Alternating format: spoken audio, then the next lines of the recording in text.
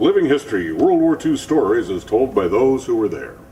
Sergeant Russell SNELL was a paratrooper with the 101st Airborne, making combat jumps at Normandy and in Holland. Brooke, why were the paratroopers dropped in the early morning darkness at Normandy? Dave, the concept was to drop troops behind the lines and neutralize as much German opposition as was possible prior to the early morning landing on D-Day. We were supposed to jump about 6 miles in from the beach and hold the beachhead there till they met up with us. I was in the middle of the stack. I was pretty lucky because I was going to get out anyway, regardless of what happened, because when they start pushing you, you go out. But after we got over the channel, then the flak started coming up. And it sounded like it was hailing outside when it hit your planes. And you were glad to jump. I don't care where you were, you were glad to get out of that plane. That's where I actually jumped. We were right there close to the little town we were supposed to be next to, St. Marie-de-Mont. Mostly hedgerows.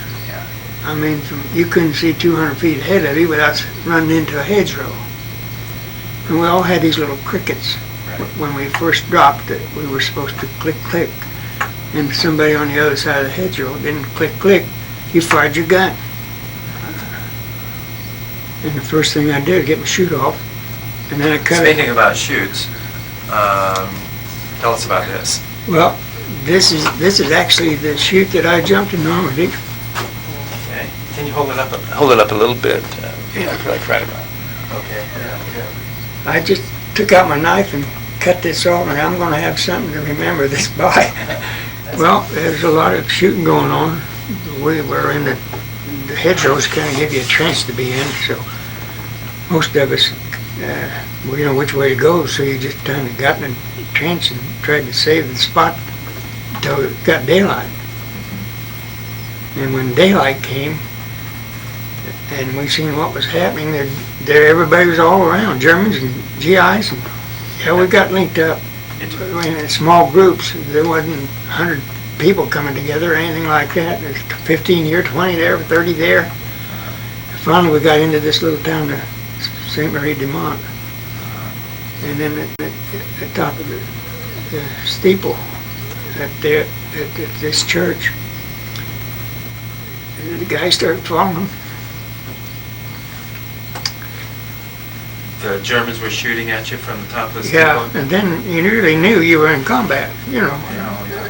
And but it wasn't too long ago. Somebody got out a 60 millimeter mortar or whatever it was and blew the top of that church off, and that kind of put us back into the war that we were in, the little area, and then we just keep going forward, try to link up with more of your troops. Right. But it's quite a way to get initiated into combat. One day you're having cake and ice cream, and the next day you're watching a war go on.